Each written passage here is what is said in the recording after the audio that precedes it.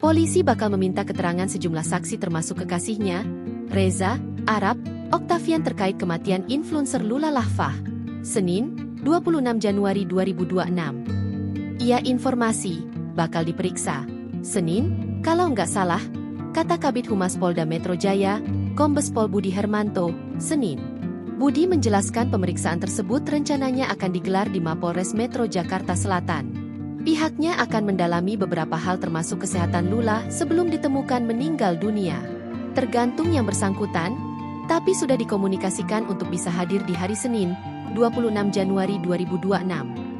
Sama teman-teman dekat, Lula, yang datang ke lokasi kejadian.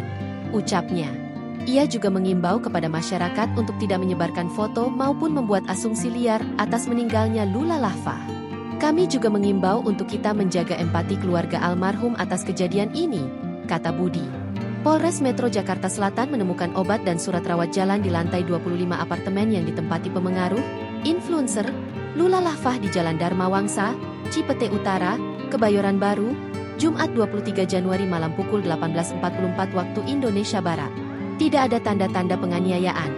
Namun ditemukan obat-obatan sama surat rawat jalan dari RSPI, kata Kepala Seksi, Kasih, Humas Polres Metro Jakarta Selatan, Kompol Murodi. Murodi mengatakan, awalnya saksi curiga dan Lula sakit dengan pintu dalam keadaan terkunci. Terlebih, Lula setelah berobat pada malam sebelumnya. Hingga akhirnya, saksi meminta bantuan pengelola untuk membuka pintu apartemen dan menemukan Lula sudah dalam keadaan terlentang silang di kasur berselimut putih, memakai baju kaos putih dan celana pendek warna hitam. Cek denyut nadi, detak jantung sudah tidak berjalan atau bergerak, katanya. Download Tribun X sekarang, menghadirkan lokal menjadi Indonesia.